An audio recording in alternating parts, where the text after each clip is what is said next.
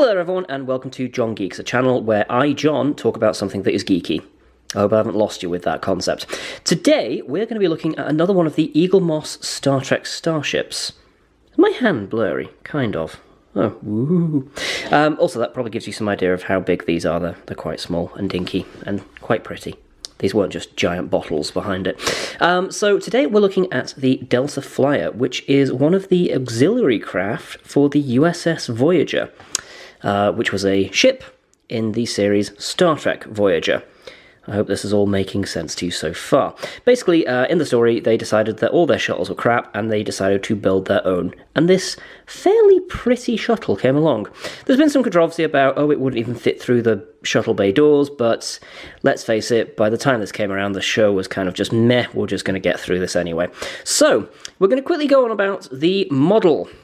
So, again, this is one of the Eaglemoss range, and as per their usual stuff, it's very detailed. One of the weird things about this model, or rather for me anyway, is the size of it. Because I'm so used to getting the models of larger ships, I'm used to them being sort of very compressed and small, and this feels quite massive by comparison because it's a much smaller vehicle that they're detailing. All the basic details are there. The nacelle grills are actually translucent, so you can shine light through those if you so wish. Not so with the cockpit, which I think is a bit of a missed opportunity, but I suppose they would have to detail the inside as well, and that would cost money. You've got all the basic things like the micro-torpedo launcher and the little deflector at the front, all the thrusters, and even the insignia are all there. Obviously nothing pops out because this is a die-cast, so you don't have the pop-out thrusters or the nacelles jutting out either, which is a bit of a shame. One odd detailing choice that they've decided to omit. The idea behind this is it's sort of a Starfleet Borg hybrid, this shuttlecraft. And on the actual model, there was a lot of sort of green highlighted bits to indicate Borg-style technology on it, which are curiously absent on this model. They even go on about it in the magazine, which we're not going to go into because, well, it's just a bit dull and tedious, and we just want to know about the model, let's face it. But aside from that, everything is pretty much here, all the usual detailing points, and I even learned a couple of bits and pieces about the shield grids and where various phaser emplacements are on it as well. A quick note about this one, you'll probably notice that this side is darker than this one. That's not something on the model, and this is the embarrassing bit. So, I had a house party fairly recently, and I was showing these off to somebody, and long story short, I dropped this in a candle holder, and that's smoke damage on here. I have scrubbed and scrubbed and scrubbed, and that's as good as I can do.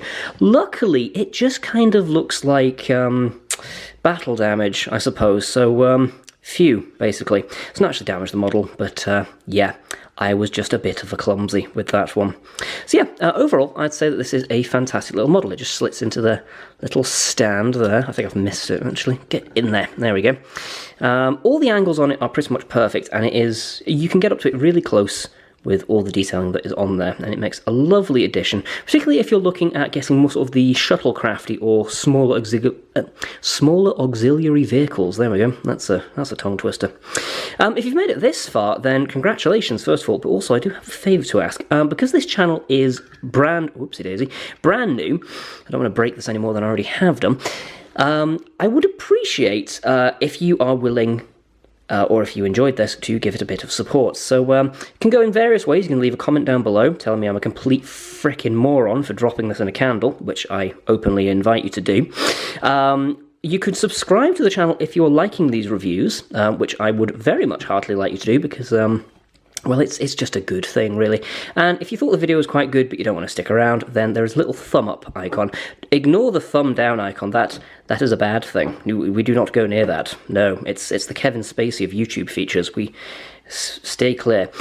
So anyway, that was the Delta Flyer review, and I hope you enjoyed this, and hopefully you also enjoyed my very bad taste jokes.